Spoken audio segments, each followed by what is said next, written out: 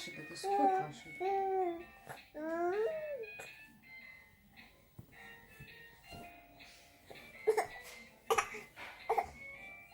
Когда ж на руках ее держишь, она же этого не делает, только когда ее кладешь.